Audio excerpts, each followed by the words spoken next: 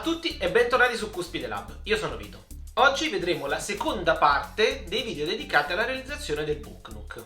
In questo video i protagonisti principali saranno questo materiale, foam, polietilene espanso, poliuretano espanso, comunque sia parliamo di un materiale tipo polistirolo molto più denso che viene utilizzato nell'edilizia come materiale per l'isolamento termico. Quindi è facilmente reperibile in qualunque brico, lo trovate di diversi colori, in questo caso è giallino, e la sua particolarità è quella di essere facilmente lavorabile e verniciabile. Viene utilizzato tantissimo non solo nel modellismo ma anche nel mondo del cosplay. In questo video verrà utilizzato per realizzare tutti i mattoncini che comporranno le facciate dei palazzi del Book Nook. Come si lavora? Si può lavorare con un taglierino ben affilato oppure con uno strumento come questo, che è uno strumento adatto a tagliare materiali di tipo polistirolo. Ovvero, questo filo metallico è di una lega metallica particolare che nel momento in cui viene attraversata da corrente si scalda e quindi è in grado di fondere il polistirolo in maniera piuttosto precisa. Adesso vi faccio vedere un esempio. Lo accendiamo. A questo punto il filo già inizia a scaldarsi, per cui se io mi avvicino, come vedete, taglierò perfettamente il polistirolo. Nel nostro caso il foam, il poliuretano espanso. Grazie a questo strumento e a queste guide che sono di diverso tipo,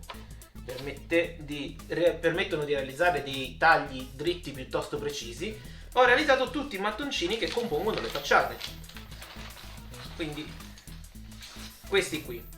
Poi vedremo nel video che il mattoncino tagliato con questo strumento è troppo preciso per dare un effetto realistico al nostro modellino, quindi verranno invecchiati. Come si fa l'invecchiamento? Io di solito uso questa tecnica: inserisco tutti i miei mattoncini all'interno di una busta di plastica, come in questo caso, dopodiché vado a schiacciare ed accartocciare la busta.